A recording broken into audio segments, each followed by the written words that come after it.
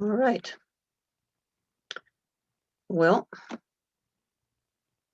I guess we're ready to go. I think we've got about everyone here who's all ashore, who's going ashore. What I'm going to do is share my screen and go over to the PowerPoint. I hope everybody can see that. Let me just get on my proper thing here. Okay. Now up on for those of you who maybe have not done too many Zoom presentations, up on the right, you should have a bunch of boxes where you still see some people that might be getting away in the way of what you're looking at. So what you can do is just hit the little mute or the little box, which will make all that go away, and then you'll be able to see the whole screen at once. Good evening to you all. My name is Jaqueline T. Lynch, and I'm very grateful to the Holyoke Public Library to give me this opportunity to discuss the background of my novel, Beside the Still Waters, which is about community and the loss of community, and how our hometowns make up a big part of our family heritage and our personal identities. Specifically, it's about the 4 towns that were demolished to make way for the Quabbin Reservoir. Here's a brief description of the story of the novel. 4 towns are dismantled slowly while their inhabitants grieve for a history and heritage that has been voted away from them. The present threatens, the future belongs to the fearless. A rift over the family farm between 2 brothers at the turn of the 20th century continues through to the next generation, as one of them tries to use the other's daughter in a plot to gain control of the farm. Based on an actual event that destroyed 4 entire towns in central Mass for the construction of the Quabbin Reservoir, families are divided between those who would protest the project, those who would give up and leave, and those who helped to build it. Jenny Vaughn comes of age, facing the extinction of her community, and becomes the guardian of her family's heritage, and ultimately the one who decides what happens to them. This, incidentally, is just a shot of some men ice harvesting. You may be aware that back in the day, to get their ice, they would take hand saws out on a lake and cut the ice up by hand. This is on one of the many lakes in the Swift River Valley. A lot of that ice stayed in local ice houses, but some of it ended up on trains to cities farther away. Before we continue, I will ask that those of you who have not yet muted your microphones to please put them on mute. In the lower left-hand corner of your screen, you should see a little picture of a microphone. If you just hit that, it should mute that for you. Well, that's the blurb of the story, but let me tell you a little bit about the historical background of the novel. This is a map from 1912. You can see the towns as they were in their locations in central Mass. Dana in the upper right part, Prescott in the upper left, Greenwich there in the center, and in the southern part of the valley, Enfield. The Quabbin Reservoir is the largest inland body of water in Massachusetts, and it was built between 1930 and 1939. Only 3 communities in western Mass get their water from the Quabbin. These are Chicopee, Wilbraham, and a part of South Hadley. The majority of towns, some 40 of them, that get their water supply from the Quabbin are in the Boston area. It was really intended for them.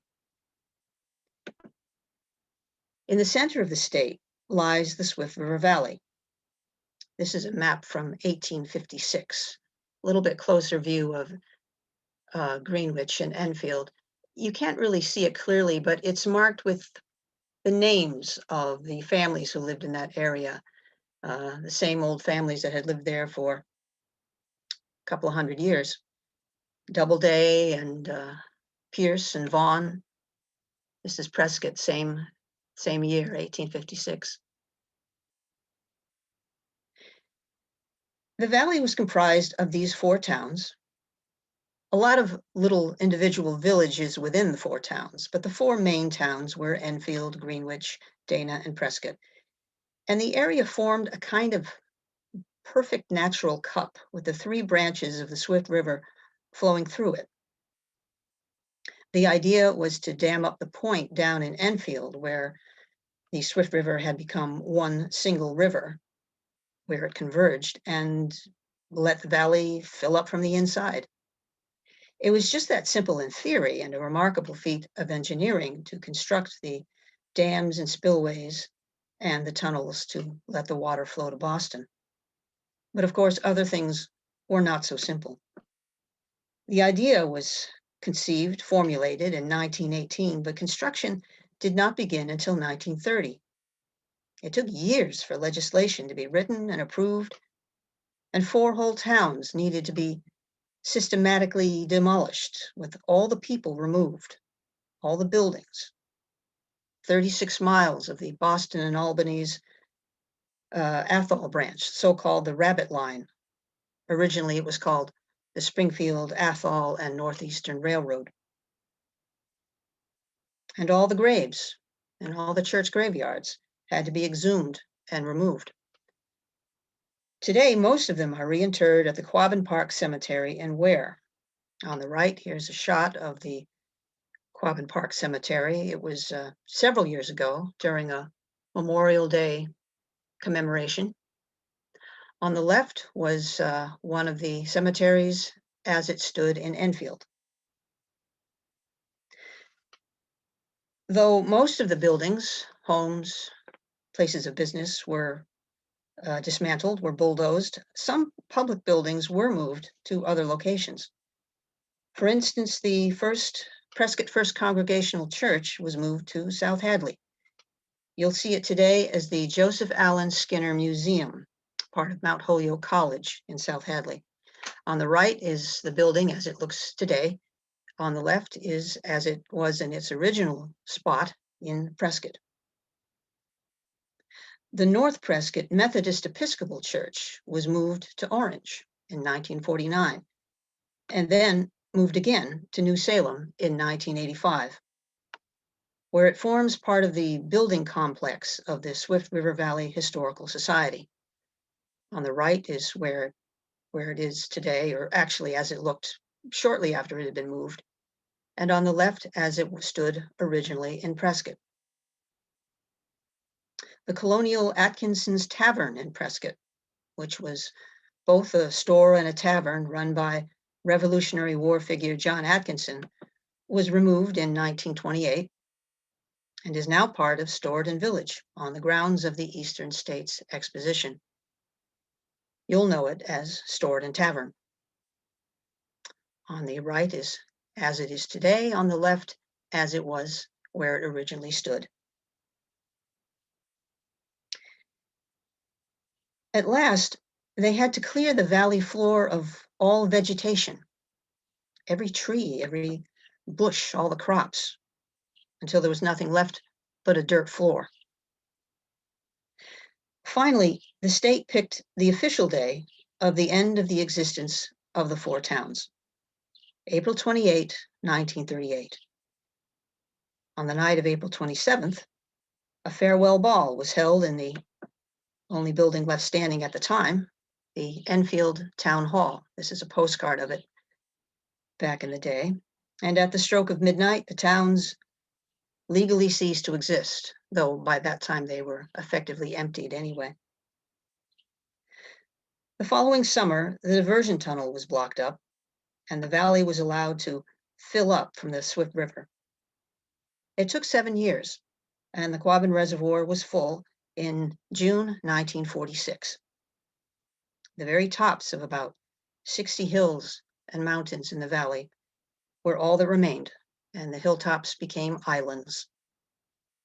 This is a 1922 map of the towns as they were, but superimposed over them is the modern day outline of the Quabbin Reservoir, which I think was a pretty clever way for someone to do this, to really illustrate for us how it looked. Dana, of course, in the upper right, Prescott, Greenwich at the very center, and then Enfield in the southernmost part.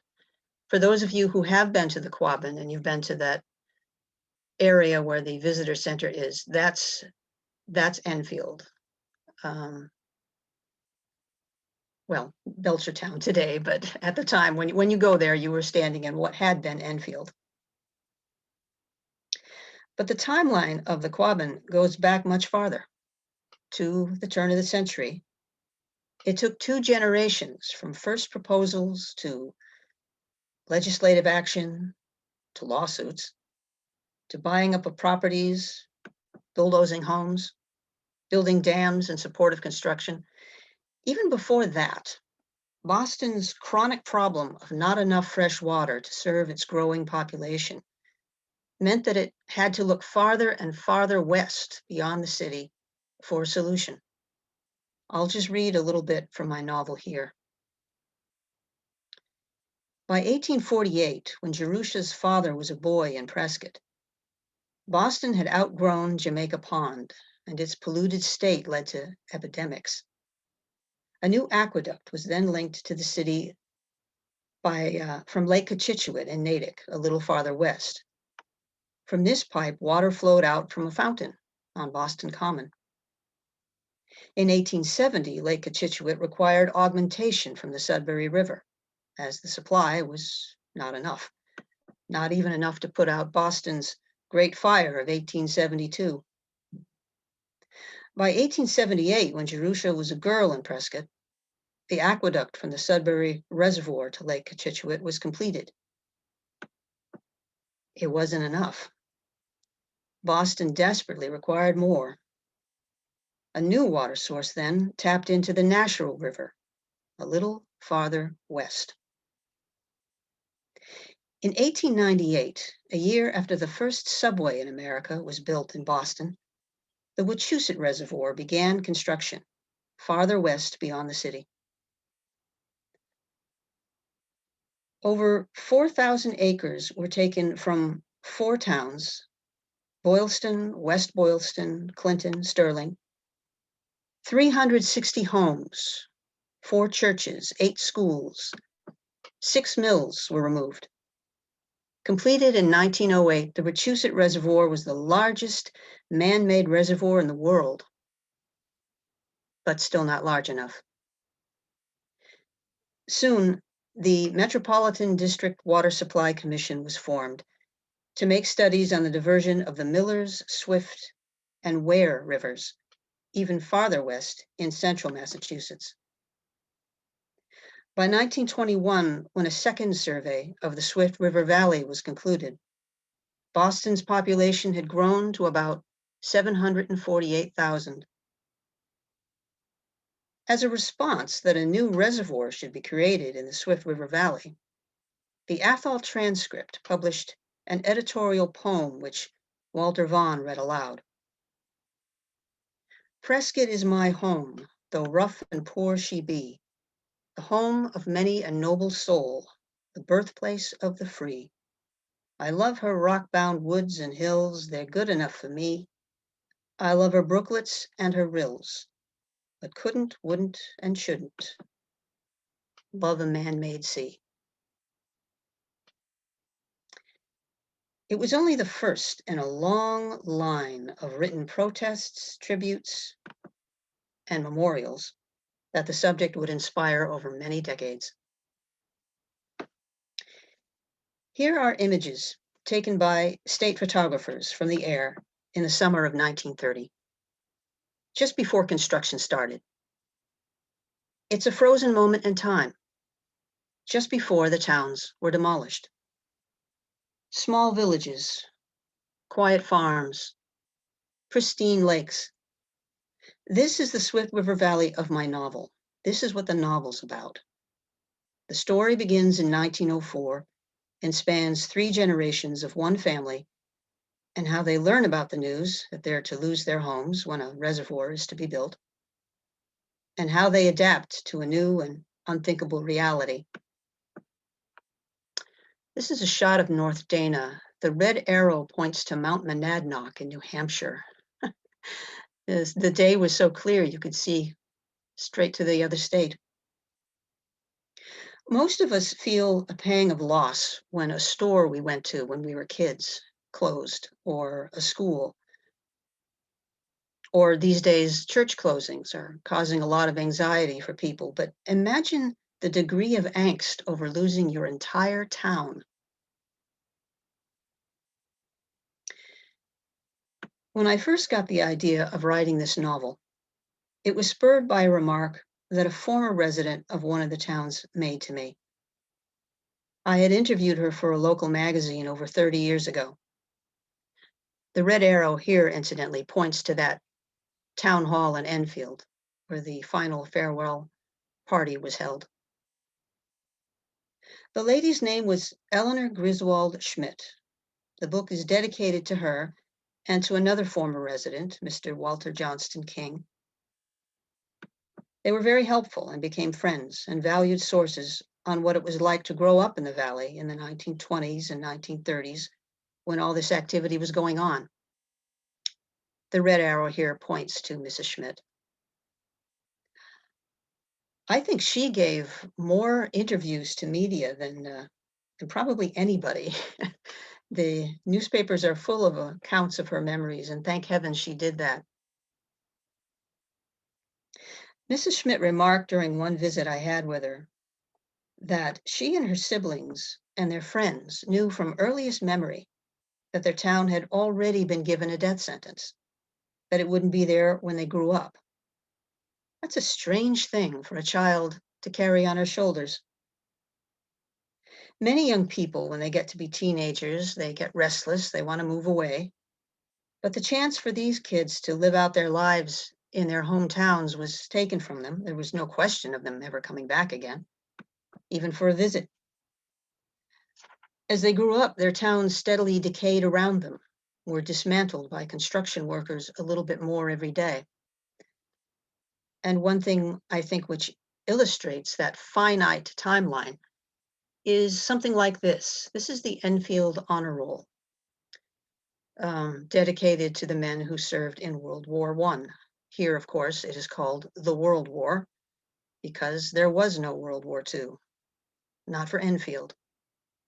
Enfield stopped existing in 1938, a year before World War II started.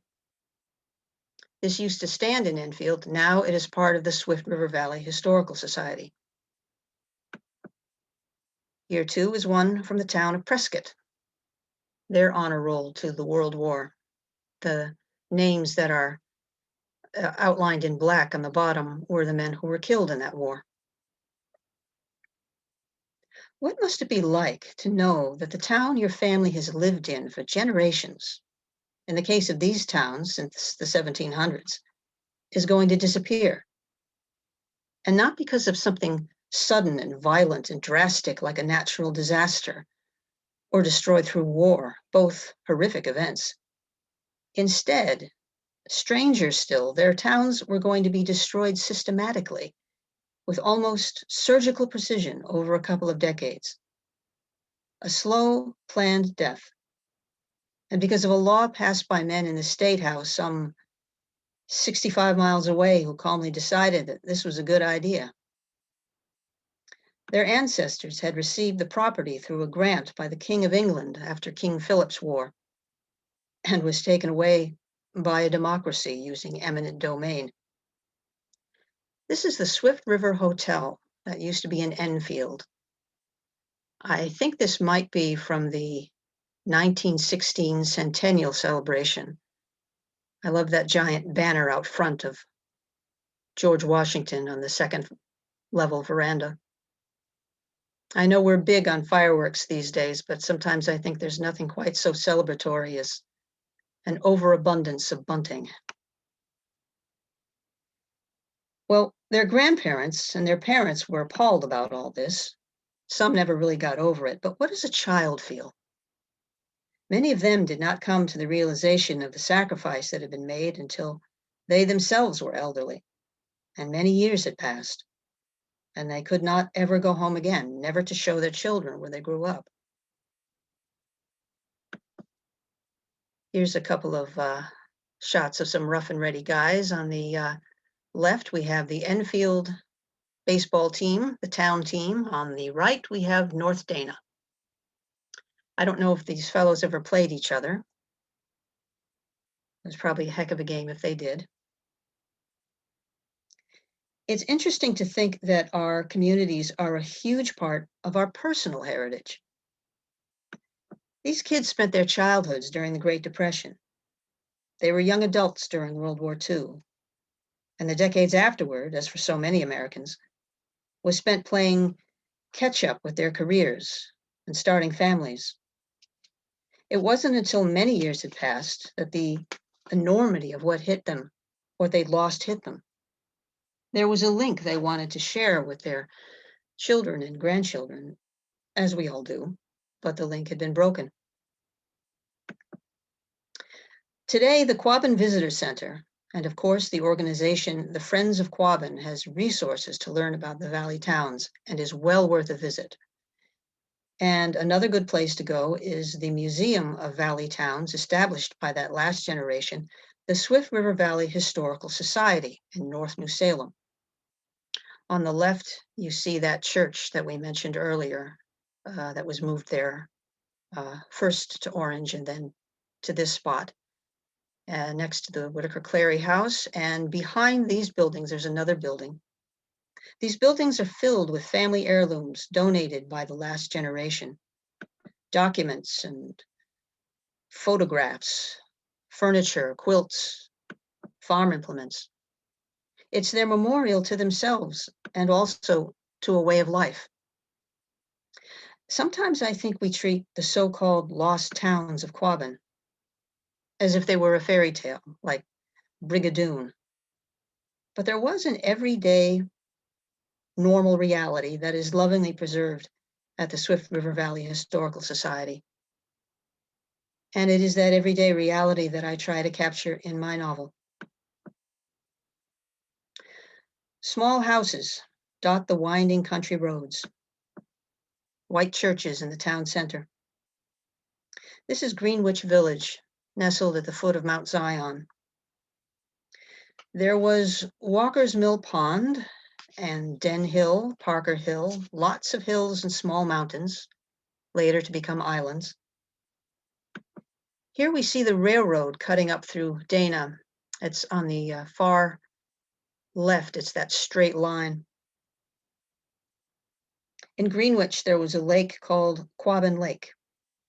And in Enfield, the Great Quabbin Hill and the Little Quabbin Hill. Nobody at the time knew how prophetic those names were. Algonquin, Quabbin is an Algonquin word, said to mean place of many waters. This is a modern day map of the reservoir as it is today. Dana up in the right corner. Most of Dana comprises watershed land. Greenwich in the center is pretty much all underwater. Greenwich had the lowest elevation of all the towns. A good part of Enfield is underwater. Most of Prescott is above water. It had the highest elevation of all the towns. The high Prescott Ridge, where Mrs. Eleanor Schmidt grew up on her father's farm, that's marked just about where that red arrow is. The area is now called, of course, the Prescott Peninsula, because it is surrounded on three sides by the great inland sea, that is the Quabbin Reservoir. The reservoir is a remarkable structure, and it was very forward-thinking to have included so much watershed land in the project. It was created during a time of Great Depression, and like a number of other public works projects around the country, it provided jobs. Because the Swift River Valley formed a kind of natural bowl. You could say it's almost as much nature-made as man-made. And though, of course, we sympathize with the loss of the towns, it's interesting to note the engineering skill that made this really beautiful place. Because of its location in central Mass, is at a higher elevation than the towns around Boston. The water flows there through a network of tunnels entirely by gravity. My novel, Beside the Still Waters, touches only briefly on the engineering story of the Quabbin. Most of the story is about the people who lived there and had to leave. It's a family saga beginning in 1904. A man runs his small family farm in Prescott and decides to leave it to one of his two sons, thereby creating friction between them. The story carries us through the 1920s and 1930s, when the third generation of children are growing up as the last generation in the valley. And the fight among them about who gets to inherit the farm kind of blows up in their faces when they realize the state's going to take it over. Ultimately, the young granddaughter of the family patriarch is the one who decides what's going to happen to them and what they're all going to do next. It's a kind of coming-of-age story. We experience life in the valley, what it was like to live on a hilltop farm with no electricity and no running water. A quilting bee, town picnics, and the final school days when the end of their towns draws near. Here again, I'll just read a little bit from the novel. Back in the valley, those who had not yet left had much to consider, but few choices. After 1935, things began to move quickly. Dana's population, which had been decreasing steadily, was now down to 387 people, while unobserved and relinquished, Prescott's population dropped to 18. Prescott had been doomed for a generation, but Dana's citizens were not given the official word whether their town would be required as well until very nearly the end. The Dana townsfolk who stayed were hopeful until the final disappointment, and those who left previously were spared the suspense. Greenwich and Enfield, which up to this time had lost inhabitants slowly, often replaced by the transient renters, now began to face the inevitable. The last active factory in the valley, the Swift River Box Company, was shut down this year. The abandonment of the local railroad forced the old factory to move its production from North Dana to Athol. That pokey train service, which epitomized the isolation and yet strong sense of community binding the four towns together, was discontinued. In June, the last ride on the old Rabbit Run was taken by about 100 who wanted to say they'd done it. Old Mr. Doane, the conductor, was called out from retirement to yell, "All aboard!" It was all he would venture to say about the whole matter. Then the tracks were pried up.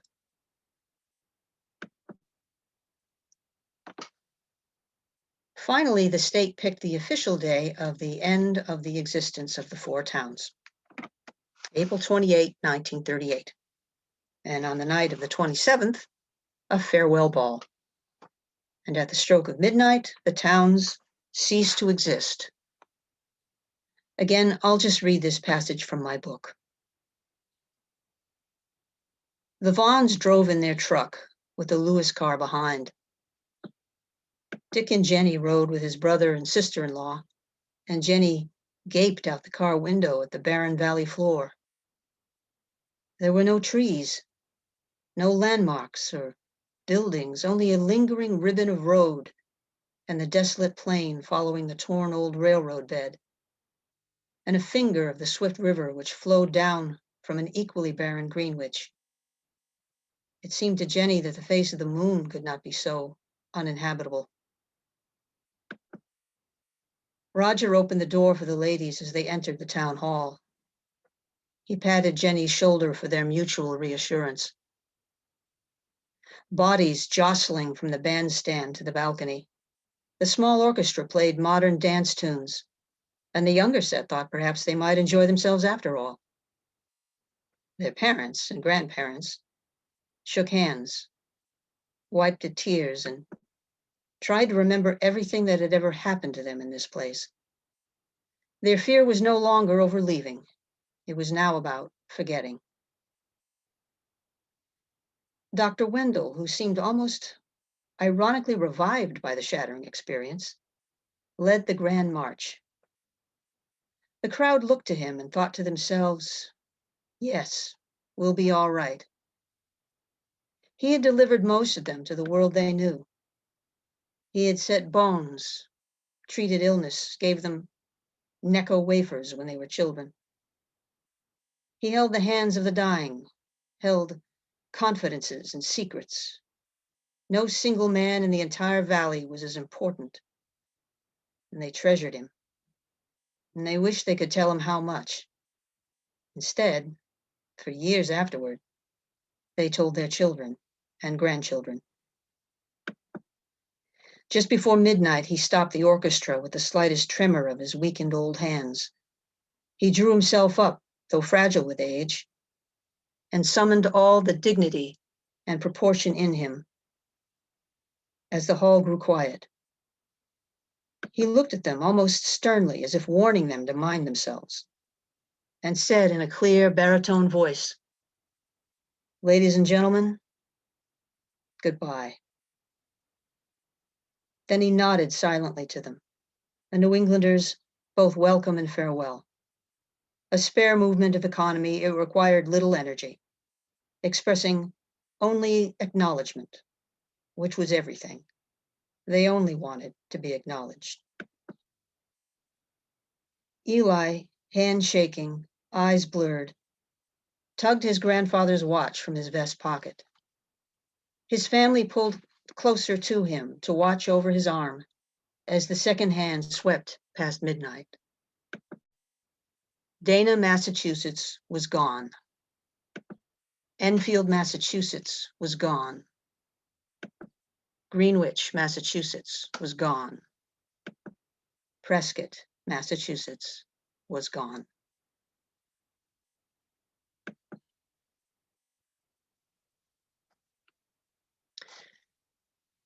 But life did go on. These people became productive citizens and raised their families in other towns. Though one family who left their Greenwich home for good settled in a section of Chicopee once called the Tobacco Plains for its stretches of commercial broadleaf tobacco plantations. In the late 1930s, this land was sold by the city of Chicopee to the United States for an Army Air Corps base. Westover Field sent that particular family on its way again. And the Quabbin has become a beautiful resource for us to enjoy, for hiking and fishing and picnics. What was once open farmland, especially in Prescott, has become forest again and supports a great diversity of wildlife, including the reestablishment of several species in Massachusetts. Bald eagles, of course, loons, moose, deer, coyotes, black bear, foxes, bobcats, among others that had disappeared from the area in the early 20th century, now once again thrive here. For many years, the Quabbin Reservoir permitted a bus trip sponsored by the Swift River Valley Historical Society to allow people to visit the Prescott Peninsula, which is otherwise restricted. On one such trip over 30 years ago, I was privileged to go along with a group of former residents, including Mrs. Eleanor Schmidt, and we visited the site of her old family farm. This is the eastern view from what had been their home, beyond to the distant hills of Worcester County. Mrs. Schmidt, incidentally, was instrumental in starting those bus trips. Here's Mrs. Schmidt with her brother Edward and another former resident of Prescott, Lois Barnes. Most of that generation are gone now, and the memory of their towns and their way of life is left to us only in their heirlooms. And the memories that they shared before they left us. And in a way, the Quabbin Reservoir is their greatest legacy to us. Thank you very much for listening. The Holyoke Public Library has a copy of my novel, Beside the Still Waters. If you're interested in purchasing a copy, it's available in print and ebook from Amazon, Barnes & Noble, a variety of online shops. You can also get information on my books at my website, JaquelineLynch.com. Before I move on to questions, another book I've written, nonfiction, is about Holyoke, about the old playhouse on Mount Tom, called Comedy and Tragedy on the Mountain, 70 Years of Summer Theater on Mount Tom, Holyoke, Massachusetts. That book was written with a collection of material in Holyoke Public Library's history room, and I'm very grateful to archivist Dr. Eileen Crosby for her help in accessing the excellent resources of the Holyoke Library's history room. The Holyoke Public Library is and has always been a real gem for the city of Holyoke. Now, if anyone has any questions, I'll try to answer them. If you have any news memories of your own to share, though, any family stories, any connection with the Valley, I'd love to hear your story. Thank you very much.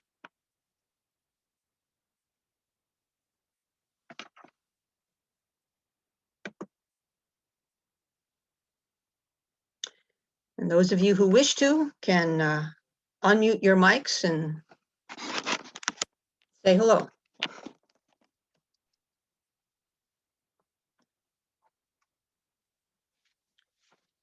Hi, Jacqueline. I have a question. This is Paula from Russell. Hello, Paula. Hi. I thank you so much for the presentation. It was great, and I'm reading the book now, and I'm really enjoying it. And, Oh, thank you. And so my question is about the book, and you can feel free not to answer it if it will give too much away, because I haven't finished it. Well, I'll let everyone know. Spoiler alert: the towns get spoil. Oh, yeah. This is about, so this just all the while I'm reading it, I'm trying to wrap my head around why I think his name was Walter, the Vaughn dad that owned the farm, insisted that he was leaving the farm to John, who did not want the farm, and not to Eli, who stayed on the farm and worked the farm. And I have a feeling through nuances that maybe he blamed Eli for Nathan's death, or maybe it was something else. And I just thought I wanted to ask, because if I get to the end of the book, was he just not a nice person? Or, you know? Well, kind of all of the above. I think it's delving into a little bit of psychology here. I think because John had such wanderlust, he thought it would be a good way to keep him at home, dangling a carrot in front of him. Whereas he knew Eli he could depend on. Eli wasn't going anywhere. Eli was the son who would take care of him in his old age, and John wasn't. So it was kind of like that, Okay. as well as some of the other things you mentioned. Yeah. Okay. That helps. That was just something I struggle with, you know, like, why would you do that? But I'm really enjoying it. And that's the fault of my writing. You know, I probably didn't. No, it's so good. And I can't believe I've lived in this area my whole life. And before seeing this article in the local paper and getting me interested in getting the book and reading it, I never gave a thought to, I knew how the Quabbin was formed, but I never gave a thought really to the people and the real history of it. So thanks for that. I'm just, and I love fiction, so it gives me real history with fiction, and so it's perfect. It's the perfect combination for me. Well, thank you. I appreciate that very much. I'm very grateful. I think the Quabbin has really gotten a lot of notice only in the past couple of decades. It was really kind of given short shrift for a long time. I'm not sure why, but I think people are paying more attention to it now.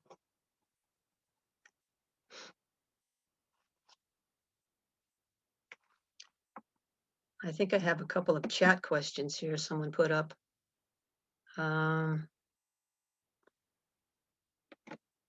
Someone wants to know how many people were displaced.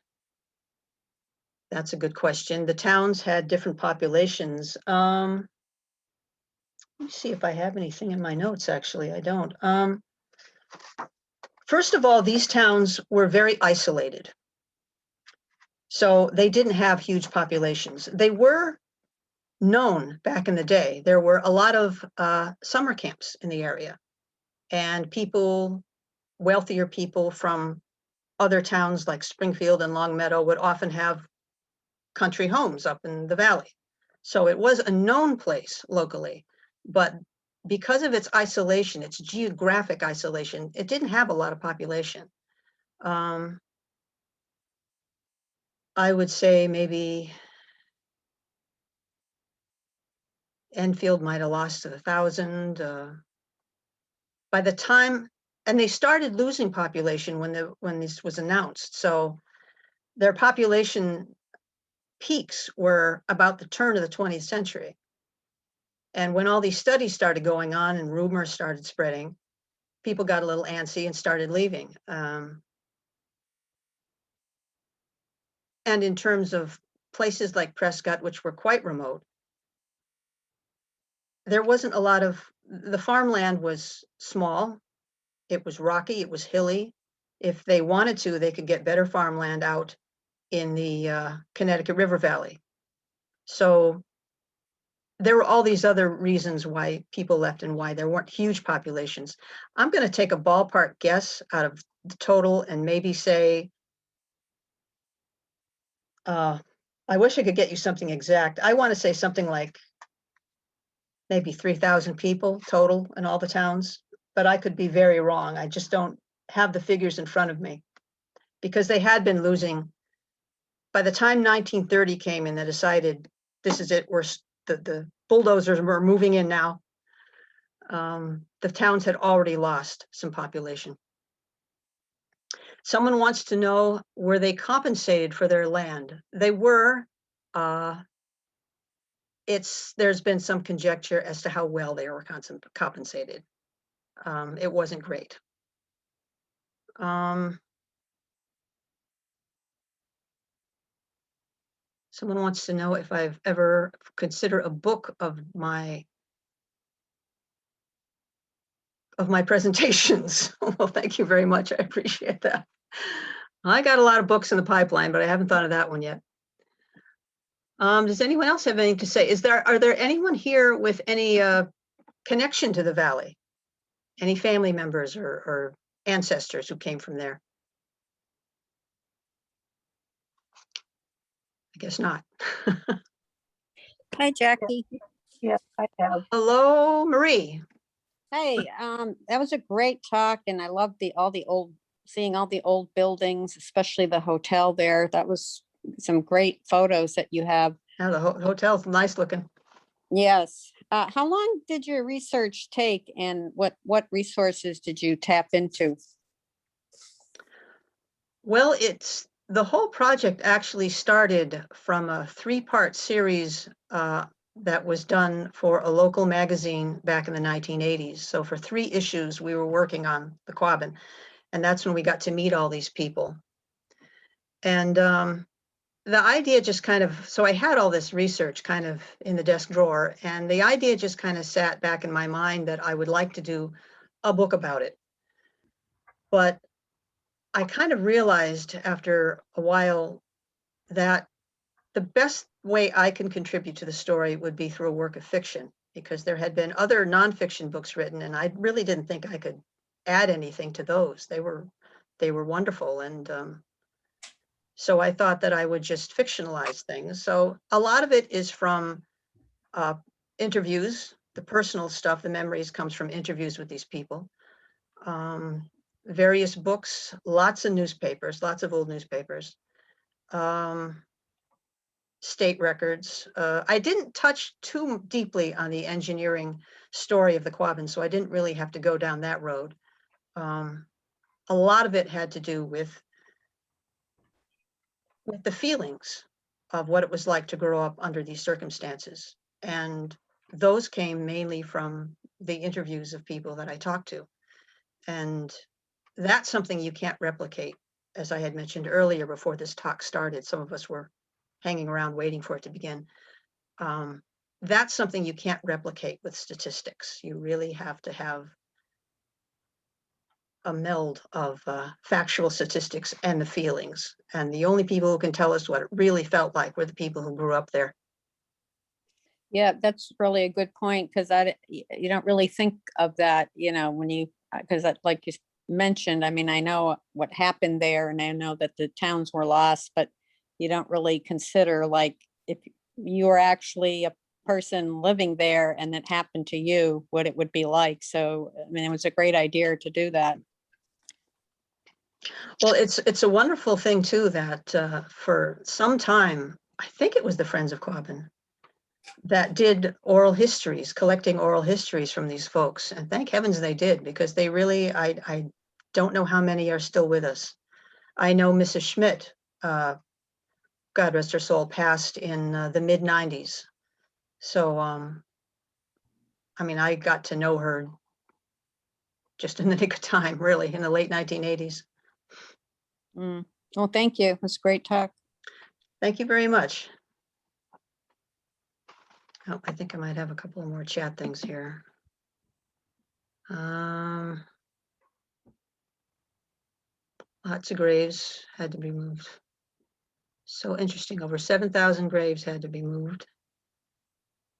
Someone uploaded a picture of North Dana Post Office. Fred, I can't see that. That's not coming across, but no worries.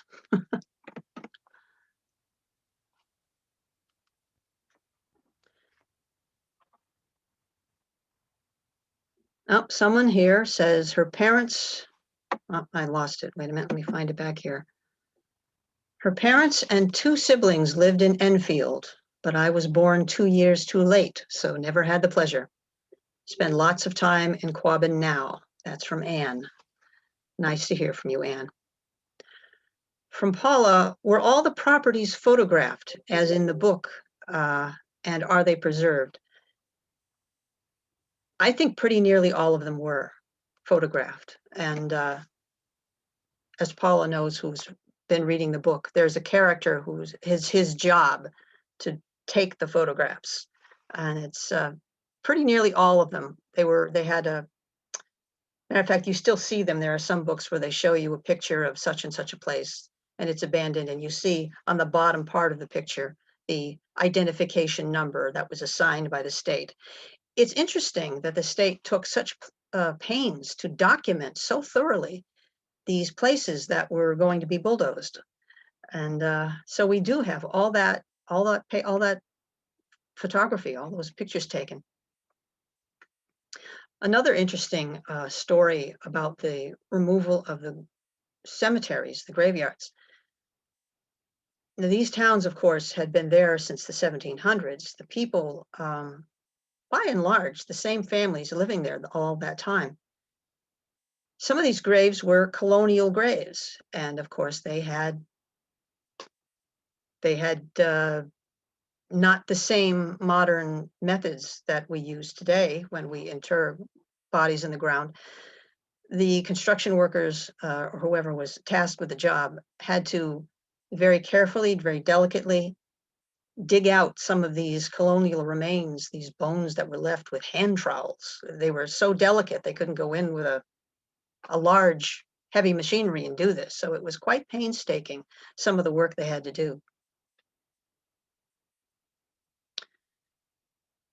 Someone wants to know, in your research, did you discover any stories of land speculators who may have gambled on land acquisitions if the Quabbin had not been created?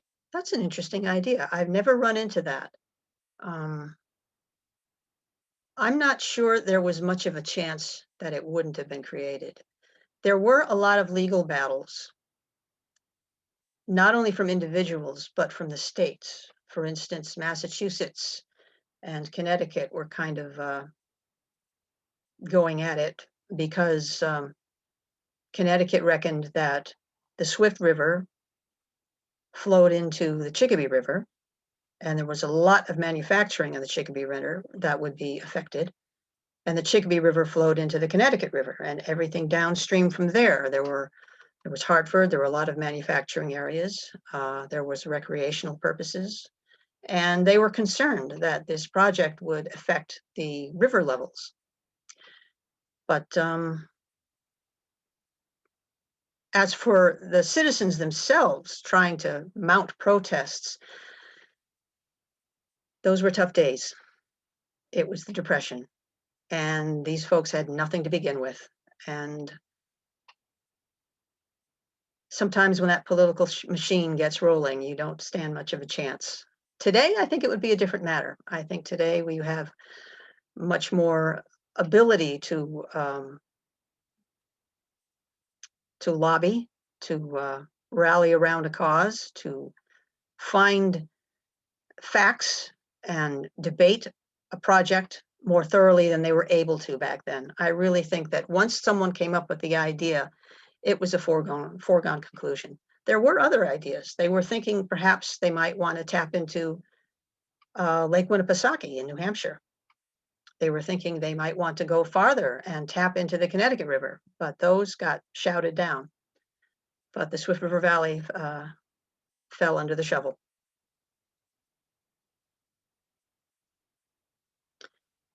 Anybody else have anything to say?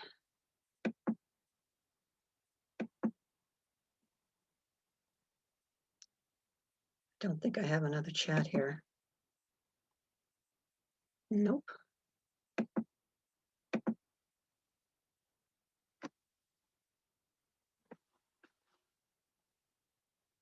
All right, I think we have another couple of here.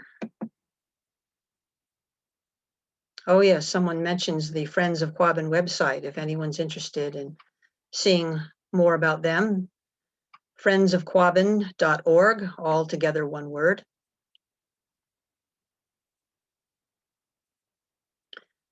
They have newsletters they send out, and they also have, I think they send email periodically for those of you who want to join. We're coming up on 8 o'clock. It's 7:52 where I am. If all of you are in Massachusetts, it's the same for you. I'll wait until 8 o'clock and then I'll end the presentation. So I'll give you a few more minutes if anyone wants to chime in, say anything.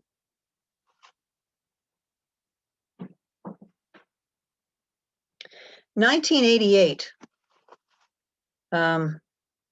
was devoted as a year of remembrance. It was the 50th anniversary of the farewell ball. And some of you may remember reading in newspapers at the time, they had another ball to kind of commemorate. It was at UMass in Amherst. And I think we have something else in the chat. So some of those people who were still with us got to have a last hurrah. Oh yes, mentioning the Friends of Quabbin. Quabbin Voices, that's right. Quabbin Voices is the name of the newsletter of the Friends of Quabbin. And it has a lot of wonderful information about the Quabbin and as it is today and the history of the valley towns.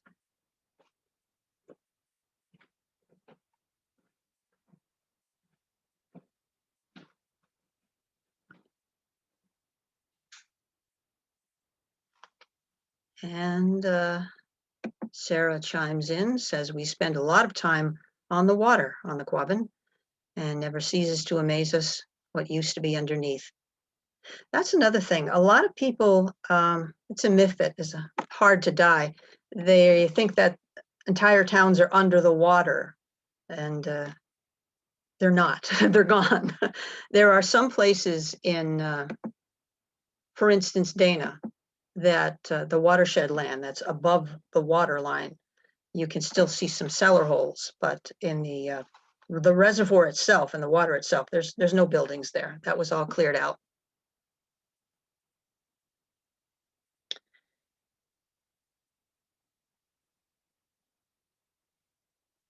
Just reading a few statistics here. The first boat fishing was allowed in 1952.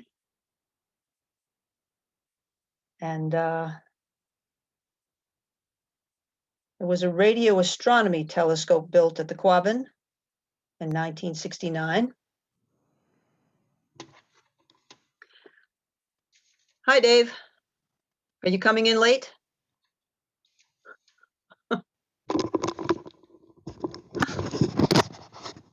Are you joining us late, Dave? I couldn't copy and paste. I've been 20 minutes trying to figure out if that was a 0 or an O. No, no, Hey, anyway. Dave, you gotta get new glasses. Well, the O's are skinny. The O's are big round. The zeros are kind of pushed to squeeze it. Well, Yeah. anyway, it doesn't matter. Yes, I'm joining you very late. Is it over? It is over. I'm just about to Well- conclude. But for those of you who are interested, this has been recorded, and I am interested. understand Yeah. that the Holyoke Public Library will be making this available. I'm not Okay. quite sure in what format. I don't know if it's their own website or if it will be on YouTube, but you will be able to watch this presentation again. Or Eileen would know at the I think so. library. Eileen or Michael Barron, some of the other Yeah. folks Okay. there would know. Yeah. Well, and I was on with Chicopee Historical Commission for a couple hours today. This is my 5th Zoom today, Jackie. Give me a break. What a Oh life. my God. What a life. Yeah. Anyway, yeah, and Quabbin, I'm interested because I got a lot of family from there, so I like to see all the Quabbin stuff. Yeah. Well, do you want to just do it again? I can wait. Okay. Well, what happened was there were these towns and they got flooded. That's kind of the cliff Oh, notes. that's pretty cool. Yeah. And they're not there yeah. anymore. That's it. But it did help me with my research because all the records of the reinterments, I found a whole bunch of relatives there, lots of relationships. All the reinterment records because you had to Yeah. sign for it. No, that was kind of Yeah, neat. they had all the families, if Yeah. they didn't have to have their loved ones reinterred at the Quabbin Park Cemetery. They could Cor- pick another one if they wanted Right. to. They could go But wherever they they had wanted. to give Yep. permission if Correct. they wanted it. Right. So But 7,700, I think, wasn't it? About 7,700 graves they moved. yeah, someone put up a It was 7,000 a figure ridiculous earlier. number. Yeah. Yeah. Anyway, Well, I don't want to hold you up or keep you, but who's this down here in the corner? Who's hiding over there in the corner? I can't see. Oh, Galaxy A01. Okay. Hello, Galaxy A01. Anyway, I'll check with Eileen and see.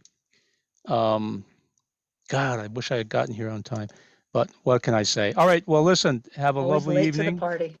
Good to see you. Good to see you again. And we talked about you today on the Historical Commission.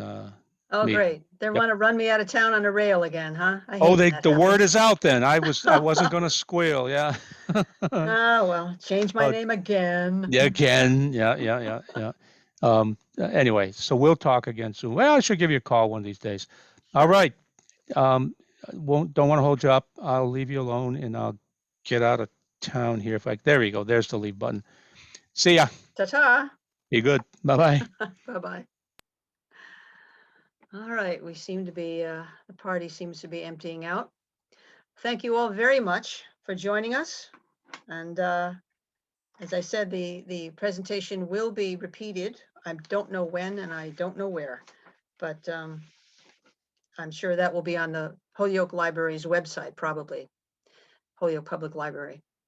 Again, my thanks very much to them and to all of you for joining me. I'll just say good night and thank you for joining me. Good night.